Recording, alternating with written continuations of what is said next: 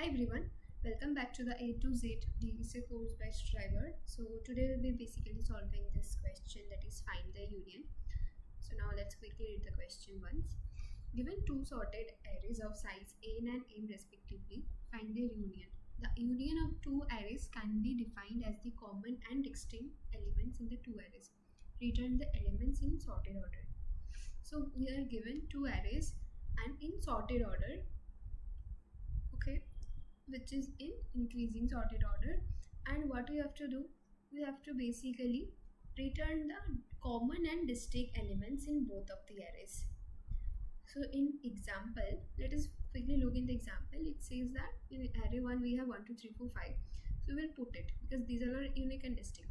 Again here also we have 1 2 3, so we won't put it, but 6 and 7 are unique element, right? So we'll put it also.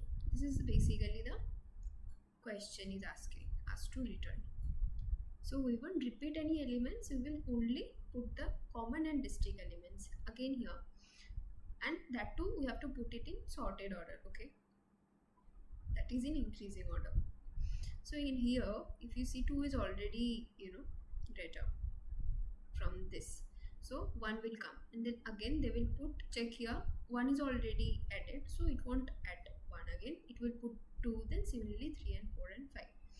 So now for this question we have basically two approaches. First one is the brute force approach, okay, which is very easy, very easy. You can do it actually by set, because set at the data structure which stores only the unique elements present in the array, okay. So here we have basically, this is the brute force approach, you can see. So I have taken a map basically, okay, and here we have, and map is stored in the frequency, okay, that is taking actually storing the unique elements in each of the array, okay. Here since here we have double one, so this array 2 will only take 1, then 2 3 4, and here finally I am used a for loop, okay, and use frequency to store the unique elements, okay, inside a map, which is similar to set of course. And again I have used a vector, that is the final one, union. This will basically, this union vector will store the unique elements that is present in this frequency, okay. This is how this brute force work. And if you see,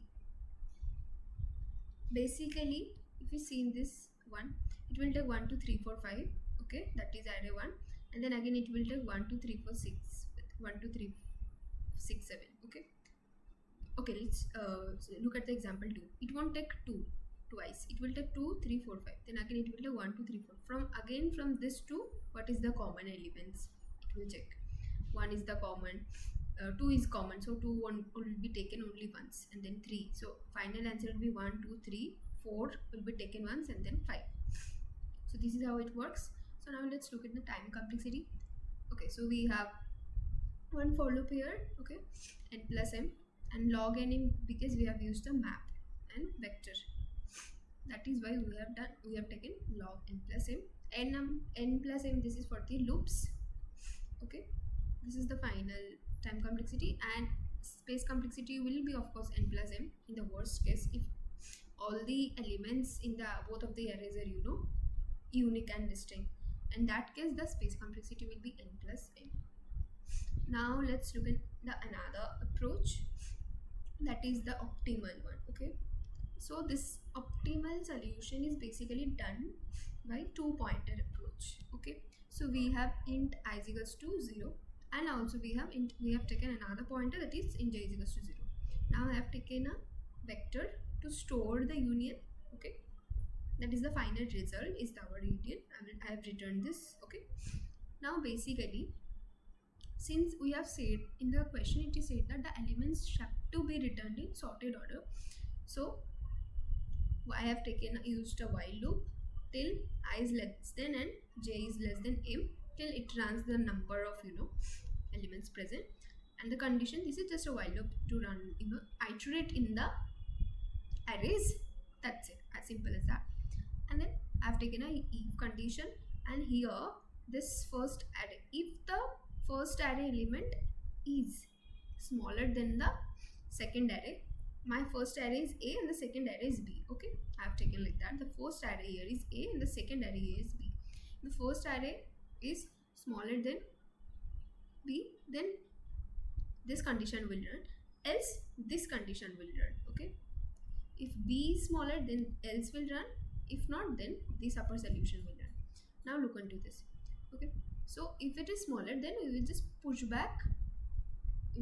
Here we have push back AI, right? The whatever present element. For that we have to check one condition, that is the previous element here.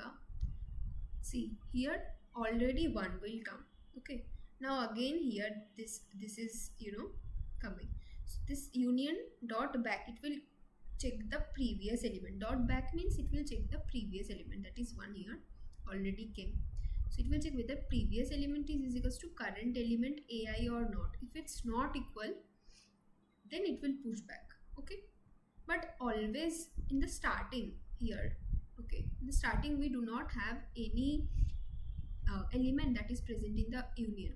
So union size is there 0, right? So that is also a condition you have to give for the first element. Okay, if the size is 0, then push back directly, right? Otherwise check the previous element also.